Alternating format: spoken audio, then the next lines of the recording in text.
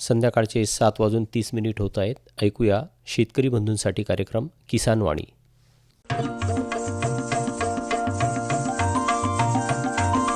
किसान वाणी, किसान वाणी, किसान वाणी, किसान वाणी. हिरव्या स्वप्नांची साध्यवाणी, प्रगत युगाची वेधवाणी, कृषी तंत्राची ही मंत्रवाणी. किसान वाणी, किसान वाणी, किसान वाणी, किसान वाणी. सफल शेतीची भाष्यवाणी, पेरन काढन सांगे वाणी, शेती सुखाची आधारवाणी.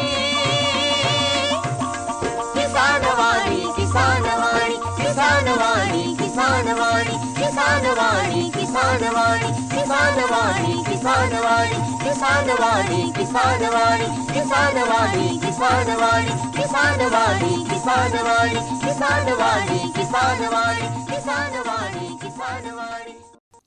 भारत सरकारच्या कृषी आणि शेतकरी कल्याण मंत्रालयाच्या वतीने प्रायोजित किसान वाणी कार्यक्रमात सादर करते सूरज गोळे यांच्यासह मी किशोर कुकडे आणि मी प्रकाश नावकार. आपलं स्वागत करतो. नमस्कार किशोर. आजच्या आपल्या किसानवाणी कार्यक्रमात तू आपल्या शेतकरी बांधवांना काय कळवणार आहेस? प्रकाश, आजच्या आपल्या कार्यक्रमात शेतकरी बंधू ऐकू शकतील प्रश्न तुमचे उत्तर आमचे हा फोन इन कार्यक्रम. आणि आजच्या फोन इन कार्यक्रमाचा विषय राहील सोयाबीन पिकातील किडींचे एकात्मिक व्यवस्थापन. त्यासोबत आपले दैनंदिन कार्यक्रम आहेतच, तेव्हा ऐकत रहा किसानवाणी.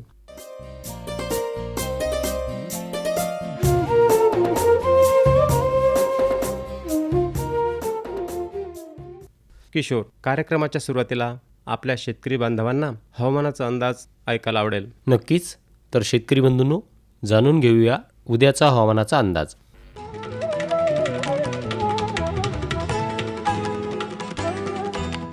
उद्याचं कमाल तापमान 34.8 अंश सेल्सिअस, किमान तापमान 25.4 अंश सेल्सिअस राहू शकते. सकाळची सापेक्ष आर्द्रता ही 92%, तर दुपारची सापेक्ष आर्द्रता ही 84% राहू शकते. हवेचा ताशी वेग हा ताशी 18.5 किलोमीटर राहू शकतो. आकाश ढगाळ राहील. दिनांक 26, 27 आणि 29 ऑगस्ट दरम्यान विरळ ठिकाणी हलका ते मध्यम स्वरूपाचा पाऊस पडण्याची अत्याधिक संभावना आहे. आत्ताच आपण ग्रामीण कृषी मौसम सेवा डॉक्टर पंजाबराव देशमुख कृषी विद्यापीठ अकोला आणि भारत मौसम विभाग यांच्याकडून प्राप्त उद्याचा हवामानाचा अंदाज जाणून घेतलात.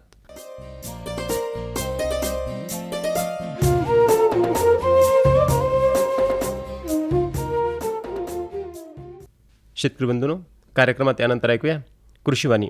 वाचक स्वर आहे संपदा ढोके यांचा. शेतकरी बंधू भगिनींनो नमस्कार. ऐकूया कृषीवाणी. मंडळी, कृषीवाणीमध्ये आज आपला विषय आहे कामगंध सापळ्याचे फायदे. याविषयी आपल्याला माहिती प्राप्त झालेली आहे कापूस संशोधन केंद्र नांदेड यांच्याकडून. तर मंडळी, किडीच्या आगमनाचे संकेत ताबडतोब आपल्याला कामगंध सापळ्याच्या वापरामुळे मिळतात. त्यामुळे व्यवस्थापनाची दिशा निश्चित करण्यास मदत होते आणि योग्य वेळी कीटकनाशकाची फवारणीसुद्धा करता येते. किडींची आर्थिक नुकसानीची पातळी निश्चित करता येते. उदाहरणार्थ, अमेरिकन बोंडअळीचे 8 ते 9 पतंग प्रति सापळा सतत 5 ते 6 दिवस आढळणे. कीड नियंत्रणासाठी वापर केल्यास रासायनिक कीटकनाशके आणि मजुरीचा खर्चसुद्धा कमी होतो. किडींची संख्या कमी असतानाच सापळे वापरायचे असल्यामुळे पिकाचे संभाव्य नुकसानही टाळता येते. सापळे बिनविषारी असल्यामुळे वातावरणाचे प्रदूषण होत नाही. कीटकनाशकाचा वापर आणि त्यापासून होणारे धोके कमी केल्या जातात. परोपजीवी किडीसुद्धा सुरक्षित राहतात. सापळ्यांचा वापर अत्यंत सुलभ आणि सोपा असल्यामुळे शेतकरी सापळे सहज वापरू शकतात. एकात्मिक कीड व्यवस्थापनात कामगंध सापळे एक महत्त्वाचा घटक म्हणून वापरता येतात. तर शेतकरी बंधू भगिनींनो, आताच आपण कृषीवाणीमध्ये जाणून घेतली कामगंध सापळ्याचे फायदे याविषयी माहिती, जी आपल्याला प्राप्त झाली होती कापूस संशोधन केंद्र नांदेड यांच्याकडून.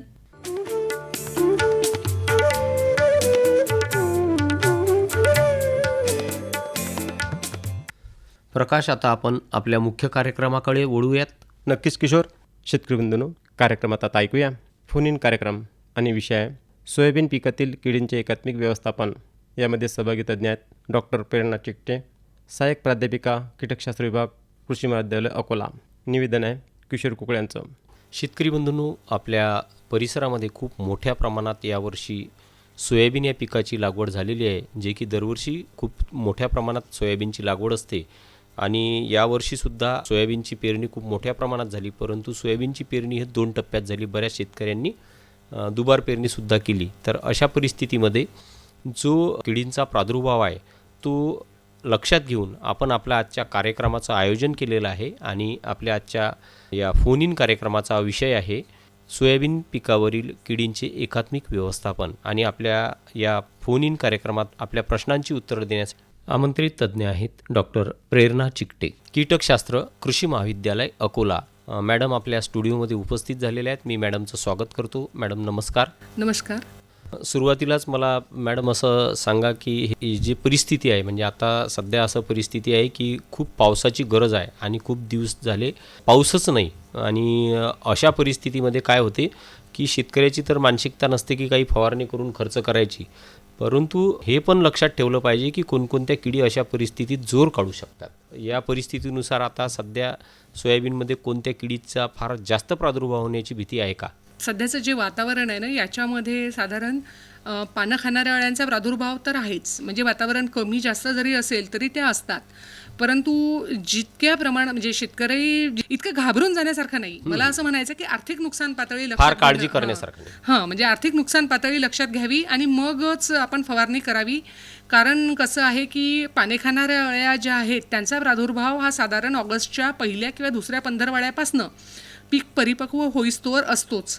तर त्यामध्ये कसं आहे की जर समजा आपल्याला आता उंट अळी आहे तर ती प्रतिमीटर रांगेमध्ये 4, केसाळ अळी आणि तंबाखूची पाने खाणारी अळी जर असेल तर ती प्रतिमीटर रांगेत 4 आणि उंट अळी जर असेल तर ती प्रतिमीटर रांगेमध्ये 2.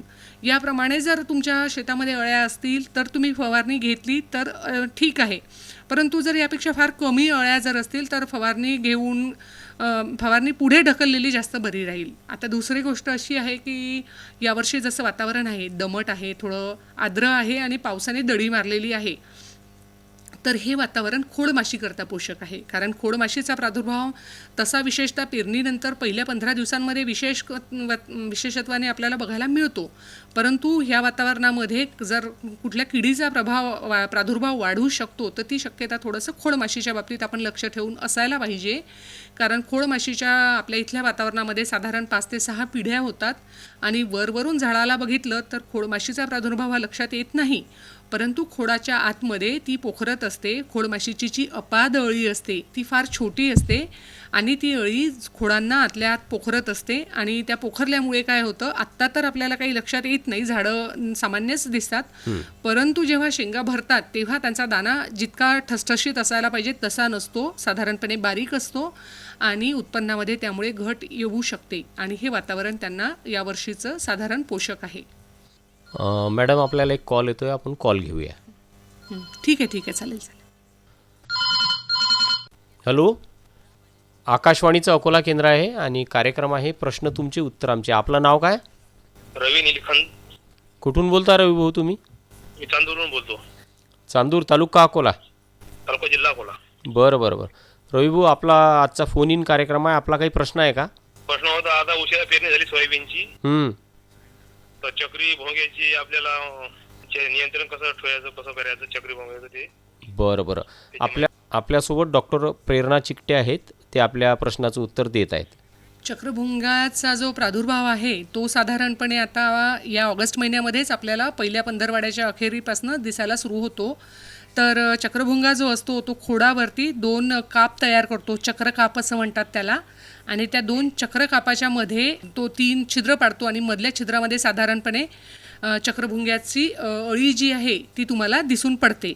तर ती अळी बाहेर तुम्हाला दिसत नाही, परंतु जिथे चक्रकाप केलेला आहे तर त्याच्यावरचा पानाचा भाग हा वाढतो आणि जेव्हा पीक परिपक्व व्हायला येतो तेव्हा चक्रकापा जर खोडावर असेल तर खोडाच्या वरचा भाग हा पूर्णपणे वाळून जातो. तर अशा पद्धतीने आपल्याला चक्रभुंग्याचा प्रादुर्भाव हा शेतामध्ये ओळखता येतो. वर्षी ज्याप्रमाणे बऱ्याच भागामध्ये पातूर तालुक्यात किंवा बाळापूर तालुक्यामध्ये दुबार पेरणी आली आहे, तर जर समजा तुमच्या इथे जर पहिली फवारणी असेल तर अतिशय चांगलं होईल जर तुम्ही त्याच्यामध्ये 5% निंबोळी अर्क फवारला, कारण निंबोळी अर्कामुळे बऱ्याच प्रकारच्या पाने खाणाऱ्या अळ्या देखील आणि चक्रभुंगा या दोन्ही महत्त्वाच्या सर्व किडींचा जे आहे ते आपल्या पिकावरती अंडी घालण्याऐवजी दुसऱ्यांच्या शेतामध्ये ते अंडी घालतील आणि कडुनिंबाच्या कडवट वासाचा आपल्याला फायदा मिळून त्याच्यामध्ये त्याला ओव्ही पॉझिशन डिटरंट म्हणजे अंडे न घालण्याची प्रवृत्ती असते किड्यांना कडवट वासामुळे, तर ते आपलं पीक वाचून राहील. आत्ता तुम्ही पहिली फवारणी घेतली आहे का कुठली? पहिली फवारणी झाली आहे. काय फवारलेलं? पहिला तर सध्या हे मारलं आम्ही, आता इकडे अळीचा फवारा काढला पाहिजे. बरं. तर मग आता जर तुम्हाला साधारणपणे एक 5% जर का समजा झाडं चक्रभुंग्याचा प्रादुर्भावाने ग्रसित दिसत असतील तर तुम्ही आता दुसऱ्या फवाऱ्याकरता क्लोरॅन्ट्रेनोलिप्रॉल 18.5% 3 मिली प्रति 10 लिटर पाण्यात टाकून घेऊ शकता. यामुळे चक्रभुंग्याचं नियंत्रण मिळेल तुम्हाला, उंटअळी आणि सोबत खोडमाशीचं पण नियंत्रण मिळेल. किंवा मग इमामेक्टिन बेन्झोएट 5% दाणेदार जे आहे ते 8.5 ग्रॅम 10 लिटर पाण्यामध्ये घेतलं तुम्ही तर तुम्हाला चक्रभुंगा, उंटअळी, शेंगा पोखरणारी अळी, तंबाखूची पाने खाणारी अळी म्हणजे साधारण सर्वच मुख्य अळ्या आणि चक्रभुंग्याचा नियंत्रण भेटेल. किंवा मग तुम्ही टेट्रानली फक्त चक्रभुंगा आणि उंटअळी आणि तंबाखूची पाने खाणाऱ्या अळीचा प्रादुर्भाव असेल तर मग तुम्ही टेट्रानलिप्रॉल 50% जे आहे ते 5 मिली 10 लिटर पाण्यामध्ये घेऊ शकता. यापैकी कुठलंही एक कीटकनाशक जे आहे ते एका वेळी फवारायचं आहे आणि जर पुन्हा फवारण्याची गरज पडली तर आलटून पालटून फवारायचं, एकदम समान कीटकनाशक फवारण्यापेक्षा.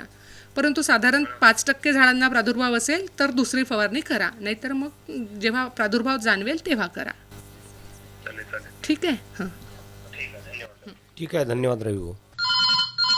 हॅलो, मी विवराहून बोलतो, महेश पजई. विवरेहून बोलताय महेश पजई. बरं. हो सर. तालुका? पातूर तालुका पातूर आहे. बरं. मी माझ्या शेतात 2 एकर सोयाबीन पेरलेलं आहे. बरं. पण जुलै महिन्यात पेरण्या झाल्या होत्या आमच्या. हां. पण आता त्याच्यावर थोडेसे झाडं सुकलेले दिसत आहे. हां.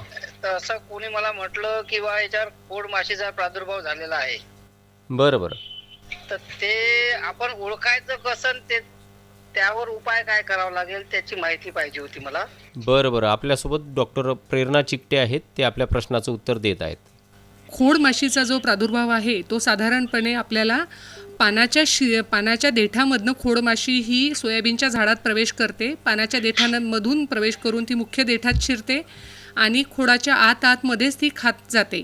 अशा पद्धतीने वरून लक्षात येत नाही आपल्याला प्रादुर्भाव, परंतु जेव्हा पूर्ण अळीची वाढ पूर्ण होते तर ती कोशावस्थेमध्ये खोडाच्या आतच जाते आणि खोडामधनं जेव्हा प्रौढ माशी बाहेर निघते तर बेचकीच्या तिथे म्हणजे मुख्य फांदीला जोडणारी जी फांदी असते तिथे बेचकीमध्ये किंवा त्या झाडाच्या खोडावरती तुम्हाला एक बाहेर पडण्याचं, प्रौढ माशी बाहेर पडण्याचं छिद्र दिसतं. तसं तुम्हाला काही झाडांवरती दिसेल. तसंही यावर्षी जे वातावरण आहे दमट आणि उष्ण, तर अशा प्रकारचं वातावरण जे आहे ना ते या किडीला जास्त पोषक ठरतं आणि खोडमाशीच्या साधारण 5 ते 6 पिढ्या ज्या आहेत त्या आपल्या वातावरणामध्ये पूर्ण होत असतात. तर या वातावरणाच्या अनुकूलतेमुळे यावर्षी त्याचा प्रादुर्भाव वाढण्याची शक्यता नाकारता येत नाही. खोडमाशीचा प्रादुर्भाव आपल्याला साधारण पीक काढणीच्या वेळी जास्त विशेषत्वाने लक्षात येतो, कारण जेव्हा शेंगा भरतात तेव्हा त्याच्यामधला दाना हा दमदार भरत नाही जास्त प्रादुर्भाव जर झाला तर, आणि उत्पन्नामध्ये त्यामुळे घट येऊ शकते. तर तुम्ही काही फवारणी यादी घेतली आहे का याच्याकरता?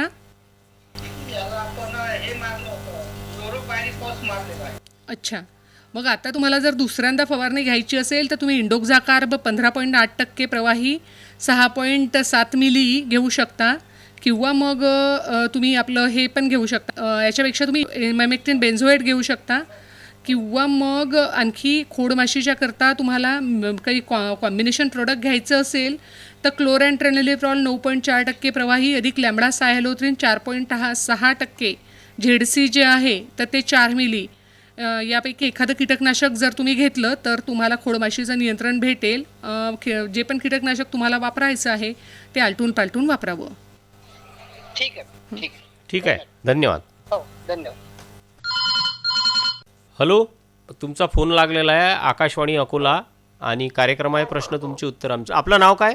ओमप्रकाश जोशी. ओमप्रकाशजी, आपला काही प्रश्न आहे का सोयाबीनच्या संदर्भात? हो, सोयाबीनात अळी आहे पानं खाणारी.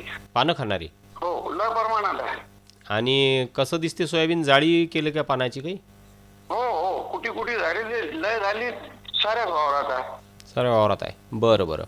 आपल्यासोबत डॉक्टर प्रेरणा चिकटे आहेत, ते आपल्या प्रश्नाचं उत्तर देत आहेत. तर कसं आहे ना की आता आपल्याकडे 3-4 प्रकारच्या ज्या अळ्या आहेत त्या सोयाबीन पिकामध्ये येतात. तर केसाळ अळी आहे, उंट अळी, नंतर तंबाखूची पाने खाणारी अळी आणि शेंगा पोखरणारी अळी, जिला आपण हेलिकोवर्पा असं म्हणतो. तर केसाळ अळी म्हणजे ते जिच्या अंगावरती केसं असतात. हिरवी उंट अळी जे चालताना बाक करते. आणि तंबाखूची पाने खाणारी अळी, जी की साधारण सोयाबीन पिकावरती काळसर रंगाची आढळते, जिच्या शरीराच्या वरती दोन्ही बाजूला जरा पांढऱ्या रंगाच्या रेषा असतात. तर तुम्हाला अशा प्रकारची काळवंडलेली अळी दिसली का? बरं. तर ती तंबाखूची पानं खाणारी अळी आहे. जर आता तुम्ही म्हणताय की भरपूर आहे, तर भरपूर म्हणजे साधारण 1 मीटर रांगेमध्ये एक 7 ते 8 अळ्या जर असतील तर मग तुम्ही त्याच्यामध्ये फवारणी घेऊ शकता. तर पहिला तुमचा फवारा झाला आहे म्हणालात, तर आता तुम्ही दुसऱ्या फवाऱ्यामध्ये याच्याकरता तंबाखूची पानं खाणारी जी अळी आहे त्याच्याकरता तुम्ही हे फवारू शकता, फ्लुबेंडामाइड 39.35% प्रवाही. ते तुम्हाला फ्लुबेंडामाइड 2.5 मिली फवारता येईल. किंवा मग इंडोक्झाकाप 15.8% प्रवाही, हे 6.7 मिली प्रति 10 लिटर पाण्यात फवारू शकता तुम्ही. किंवा मग इमामेक्टिन बेन्झोएट 5% दाणेदार जे आहे ते 8 ग्रॅम प्रति 10 लिटर पाण्यात. यापैकी कुठलंही एकच कीटकनाशक एका वेळी वापरायचं आहे. आणि जर गरज भासली तर 15 दिवसांनी किंवा त्यापेक्षा थोड्या जास्त कालांतराने तुम्ही दुसरी फवारणी घेऊ शकता. तर यापैकी एका वेळी एक कीटकनाशक कुठलं तरी वापरा. आणि तंबाखूची पाने खाणारी अळी जी आहे तिच्या व्यवस्थापनाकरिता तुम्ही हे लावू शकता, फेरोमन सापळे लावू शकता. तर एका हेक्टरमध्ये 5 ते 10 फेरोमन सापळे तुम्हाला लावता येतील. जास्त लावले तरी देखील चालतील. तर त्याच्यामध्ये नरपतंग अडकतील आणि तुम्हाला तुमच्या शेतामध्ये तंबाखूची पानं खाणाऱ्या अळ्यांचा प्रादुर्भाव जो आहे तो कमी होईल. हो, ठीक आहे मॅडम. आता आपल्याला शेतकरी बंधूंनी बरेच प्रश्न केले आणि ते वेगवेगळ्या किडींच्या संदर्भात होते. आणि त्याच्यासाठी तुम्ही जे रिकमेंडेशन आहे किंवा त्याच्यासाठी ज्या उपाययोजना आहेत त्या पण तुम्ही सांगितल्या. अगदी ट्रॅपपर्यंत तुम्ही सगळ्या गोष्टी सांगितल्या. परंतु मला असं विचारायचं आहे की फार थोड्या कालावधीचं पीक आहे हे, आणि एवढ्या कालावधीमध्ये आपण प्रत्येक किडीला हे करून जर फवारणी करत बसलो तर आपला खर्च वाढू शकते. म्हणजे तुमची जी आर्थिक नुकसानीची पातळी आहे त्या हिशोबानं जर विचार केला तर आपण सर्व किडींचं नियंत्रण एका फवारणीतून करू शकतो काय, जर वेगवेगळ्या किडी जर आपल्या पिकात असतील तर? फवारणीचं तर आपल्याला म्हणजे एका कीटकनाशकातनं बऱ्यापैकी किडींना आपण टार्गेट करू शकू. परंतु त्याहीपेक्षा सोयाबीनचं जेवढं क्षेत्रफळ आहे तितकं आपल्या विदर्भामध्ये निश्चितपणे उत्पादन नाही. त्याचं कारण ह्या नानाविध किडी आहेत आणि ह्याच्याकरिता आपण एकीकृत व्यवस्थापनाचा पर्याय अवलंबलेला कधीही उत्तम राहील. तर त्या दृष्टीने जर आपण विचार केला तर पांढरी माशीचा प्रादुर्भाव आहे. फवारणी प्रत्येक वेळी घेण्याच्या ऐवजी जर आपण पिवळे चिकट सापळे लावले, नंतर तंबाखूचे पानं खाणाऱ्या अळीकरता आपण फेरोमन सापळे लावले, केसाळ अळीकरता आपण सापळा पिकांसारखं तीळ पीक जर त्याच्यामध्ये घेऊ शकलो, किंवा मग समजा पर्यायी तणांचा जो नायनाट आहे तो अत्यंत महत्त्वाचा आहे. कारण सोयाबीनवर जितक्याही प्रकारच्या अळ्या येतात त्यांची अंडी ही साधारण पर्यायी खाद्यांवर, पर्यायी तणांवरतीच खाद्य म्हणून वापरल्या जातात पूर्वी ते, आणि नंतर मग पिकांवरती ते आपल्या धोशा वळवतात किंवा मोर्चा वळवतात. तर सर्वप्रथम ह्या सर्व बाबी ज्या आहेत छोट्या छोट्या ह्यांच्याकडे आपण लक्ष द्यायला पाहिजे आणि नंतर मग कीड नियंत्रणाकरता जावं. त्यातही आर्थिक नुकसान पातळी जी आहे त्याचा विचार नक्की केला गेला पाहिजे. कारण ज्याप्रमाणे अगदी जुलै महिन्यापासून तर ऑक्टोबरच्या शेवटापर्यंत काही प्रमाणात किडी निश्चितपणे तिथे असतील, परंतु जर त्यांनी आर्थिक नुकसान पातळी गाठली असेल तर आपण फवारलेलं अतिशय उत्तम आहे. अन्यथा थोडं थांबून नंतर फवारणी केलेली बरी आहे. त्या दृष्टीने जर बघितलं तर साधारण आता बऱ्यापैकी कीटकनाशकांचे जसे मी नाव आपल्याला सांगितलं त्यामध्ये आपण आता क्लोरॅन्ट्रेनिलिप्रॉल 18.5% 3 मिली जर फवारलं तर त्यामध्ये उंटअळी, खोळमाशी, चक्रभुंगा याचा आपल्याला प्रादुर्भाव टाळता येतो. जर नुसतंच शेंगा पोखरणारी पानं खाणाऱ्याच अळ्या जर आपल्या शेतामध्ये असतील तर मग तुम्ही तिथे फ्लुबेंडामाइड 39.35% प्रवाही 2.5 मिली जे आहे ते तुम्ही घेऊ शकता. त्यामध्ये उंटअळी, तंबाखूची पाने खाणारी अळी, शेंगा पोखरणारी अळी या अळ्यांचं नियंत्रण होतं. आणि नंतर जर समजा तुमच्या शेतामध्ये फक्त पानं खाणाऱ्या अळ्या आणि खोडमाशी असेल तर मग तुम्ही इंडोक्झाकाप 15.8% प्रवाही 6.6 मिली घेऊ शकता. आणि सगळ्यात महत्त्वाची गोष्ट की कीटकनाशकाचं घटक जितकं महत्त्वाचं आहे त्याहीपेक्षा किंबहुना अधिक महत्त्वाची लक्षात घेण्यासारखी गोष्ट की तुम्ही म्हणजे ज्या रजिस्टर्ड आणि एकदम चांगल्या कंपनीज आहेत, केंद्रीय कीटकनाशक मंडळाद्वारे शिफारशीत आणि ज्या नामांकित कंपन्या आहेत त्यांच्या कीटकनाशकांचा वापर जर आपण लायसन्स्ड ॲग्रोकेमिकल्स जर तुम्ही वापरले तर तुम्हाला तेव्हा रिझल्ट निश्चितपणे त्यांचा व्यवस्थित मिळेल. अन्यथा नुसतं फवारणीची संख्या वाढवून तुम्हाला कीड नियंत्रण यशस्वी पद्धतीने करता येणार नाही. ही सगळ्यात महत्त्वाची गोष्ट. आणि ही सांगितलेली सगळी कीटकनाशकांचे जे प्रमाण आहे हे साध्या स्प्रे पंपासाठी आहे. जर तुम्हाला पॉवर पंपाचा वापर करायचा असेल तर कीटकनाशकाची मात्रा तिप्पट प्रमाणात आपण वापरावी. मॅडम, आज जो आपला फोन इन कार्यक्रम आयोजित केला, अगदी एवढ्या संध्याकाळीसुद्धा आपल्या शेतकऱ्यांनी खूप फोन केले आणि सगळ्या किडींसंदर्भात त्यांनी जाणून घेतले आणि त्यांच्या प्रश्नांचं यथोचित उत्तर जे आहे, म्हणजे त्यांना जे गरज आहे त्यानुसार तुम्ही त्यांची उत्तरंसुद्धा दिलीत. आपण नेहमीच आमच्या आकाशवाणीच्या कार्यक्रमात सहभागी होता आणि आमच्या शेतकऱ्यांच्या प्रश्नांची उत्तरं देऊन किंवा मुलाखतीच्या बाबतीत असेल तर प्रत्येक वेळेस शेतकऱ्यांना मार्गदर्शन करता. त्याबद्दल आमच्या शेतकऱ्यांतर्फे आणि आकाशवाणीतर्फे मी आपले आभार मानतो. धन्यवाद. धन्यवाद सर. आताच आपण प्रश्न तुमचे उत्तर आमचे हा फोन इन कार्यक्रम ऐकलात. विषय होता सोयाबीन पिकातील किडींचे एकात्मिक व्यवस्थापन. सहभागी तज्ज्ञ होत्या डॉक्टर प्रेरणा चेकटे, सहाय्यक प्राध्यापिका कीटकशास्त्र विभाग, कृषी महाविद्यालय अकोला. निवेदन होतं किशोर कोकळे यांचं.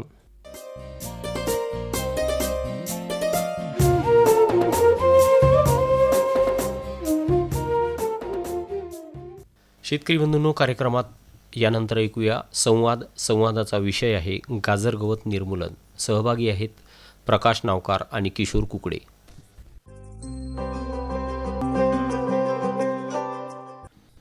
कालपासून 4 बाया सांगितल्या, पण हे गाजर गवत कुठं निघून राहिलं. सोयाबीन पाहिलं लपलं आहे, पण ते गाजर गवत त्याची पुढे आहे. काय करा समजून नाही राहिलं बा. अरे हा तर भावरा दिसून राहिला, धुऱ्यान चालला कन कन कन. भावरा भावरा, काय रे बा, अरे कुठे गेलता बा इकडे? काय का संध्याकाळ पाहिजे, आता घरी जावं लागते. तू काय आवाज देऊ राहिला ना आता भलकोन लगभग तर लय जोरान दिसून राहिली. पण मी असं म्हणतो इकडे पाहिलं मा वावरा इकडे वावर झालं ते पांढोर झालं. पांढोर मग अरे त्याला फुलं बी आले, ते सोयाबीनले नाही गाजर गवताले. हा सोयाबीनले तर आले झाले, पण याले बी आले त्या संघ. मी समोर आलो हे पा आता रोज कमी झाला म्हणून मला काढणार लावलं, पण हे लय तरात देऊ राहिलं ना. हा ते तण आहे तर तरात दिलंच ना रे बा. अरे हो ते बरोबर आहे, पण आता कसं आहे याचं काही औषध नाही का काही आता नाश करायचं? त्याचं असं आहे की पिकाचे नुकसान करणारे जेवढे तण आहेत त्यात गाजर गवत हे सगळ्यात 1 नंबरमध्ये आहे. ते इतर तणापेक्षा याचा त्रास जास्त आहे.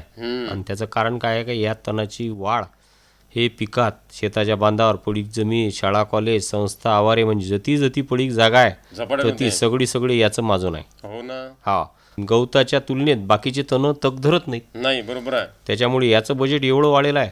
एवढं होतं का पहिले? नाही ना, काहीच नव्हतं ना. मी सांगतो पहिले तरोटे होते, तरोटे जागा येणं घेतली. तर याले माहिती आहे का, अलग अलग नावानं लोक ओळखतात. कोणी चटक चांदणी, कोणी पांढरी फुली, कोणी गोसाळी, अलग अलग नाव आहेत. बरोबर. तर आता हे गवत आपल्या जनावरांच्या आणि आपल्या काहीच उपयोगाचं नाही. उलट तुले सांगू काय की हे गांजर गवत उपडलं की नाही तर मला खास सुटते हाताले. बरोबर सांगितलं ते. हा माहिती नातेवाईक आहेत की नाही, त्याले गाजर गवत उपडलं की त्याचे डोळे लाल होतात. अरे कोणाला डोळे लाल होतात, कोणाला हाताले उभरते, मला तर बोटाईले फोडच येतात. तर जनावर याले खातही नाहीत. नाही बा, काही खात नाही आणि याच्यावर काही बिमारी नाही बा, काहीच नाही. मी म्हणतो म्हणून हे जे आहे ना हे सगळ्या पिकाईसोबत स्पर्धा करते. स्पर्धाने त्याच्या वर जाते असं म्हणतो. तर पाऊस पडला की इतक्या लवकर उगवते आणि जुन्या झाडाले डबल पालवी फुटते. म्हणजे काही धसकट राहायला असले ना. आणि याचे पानं कसे गाजरासारखे चिरेल दिसतात म्हणून याला गांजर गवत म्हणतात.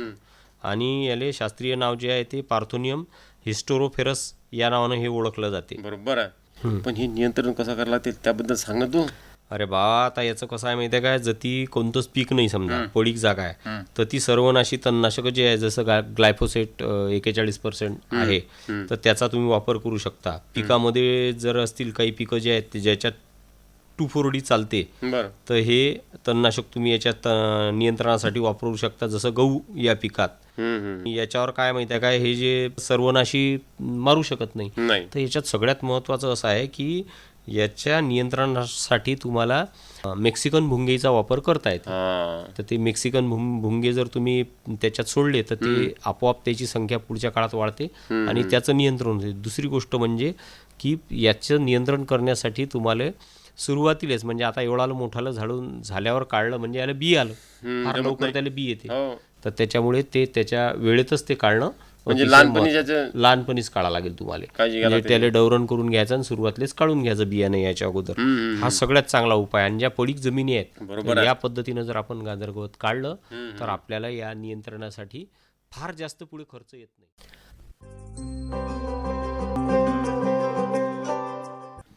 आत्ताच आपण गाजर गवत निर्मूलन याविषयी प्रकाश नावकार आणि किशोर कुकडे यांचा सहभाग असलेला संवाद ऐकलात. चला तर शेतकरी बंधूंनो, कार्यक्रमात जाणून घेऊया कृषी मालाचे आजचे बाजारभाव. बाजारभाव प्रति क्विंटलमध्ये कमीत कमी आणि जास्तीत जास्त अशा स्वरूपाचे आहेत. ज्वारी लोकल 2440 ते 2720, आवक 278 क्विंटल. गहू लोकल 2475 ते 2650, आवक 315 क्विंटल. मूग 4205 ते 7030, आवक 15 क्विंटल. तूर 6500 ते 8465, आवक 1208 क्विंटल. हरभरा 5150 ते 6285, आवक 228 क्विंटल. मका 2150 ते 2150, आवक 33 क्विंटल. सोयाबीन 5759 ते 6180, आवक 454 क्विंटल. आत्ताच आपण कृषी उत्पन्न बाजार समिती अकोला यांच्याकडून प्राप्त कृषी मालाचे आजचे बाजारभाव जाणून घेतलेत.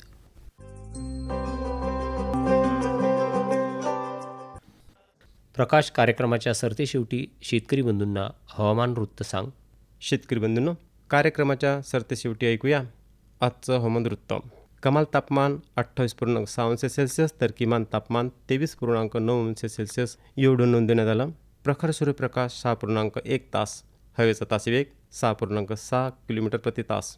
हवेतील आर्द्रता सकाळी 87% तर दुपारी 77% एवढी नोंदवण्यात आली. बाष्पीभवनाचा वेग 6.4 मिलीमीटर. कालचा पाऊस 27.4 मिलीमीटर आणि आतापर्यंतचा एकूण पाऊस 397.5 मिलीमीटर एवढा नोंदवण्यात आला. आताच आपण डॉक्टर पंजाबराव देशमुख कृषी विद्यापीठ अकोला यांच्या हवामानशास्त्र विभागाकडून प्राप्त आजचं हवामान वृत्त ऐकलात. आजच्या या हवामान वृत्तासोबतच आपल्या आजच्या किसानवाणीची वेळ संपलेली आहे. तेव्हा मला किशोर कुकडेला आणि प्रकाश नावकारला निरोप द्या. नमस्कार.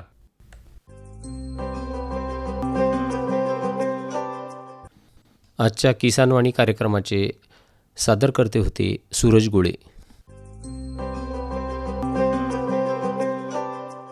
आताच आपण भारत सरकारच्या कृषी आणि शेतकरी कल्याण मंत्रालयाच्या वतीने प्रायोजित किसानवाणी कार्यक्रम ऐकलात.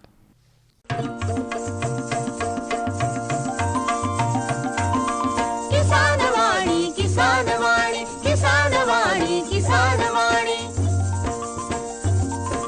हिरव्या स्वप्नांची साध्यवाणी, प्रगत योगाची वेधवाणी, कृषी तंत्राची ही मंत्रवाणी. किसानवाणी किसानवाणी किसानवाणी किसानवाणी, सफल शेतीची भाष्यवाणी, पेरन काढण सांगे वाणी, शेती सुखाची आधारवाणी. किसानवाणी किसानवाणी किसानवाणी किसानवाणी किसानवाणी किसानवाणी किसानवाणी किसानवाणी किसानवाणी किसानवाणी किसानवाणी किसानवाणी किसानवाणी किसानवाणी किसानवाणी किसानवाणी किसानवाणी किसानवाणी.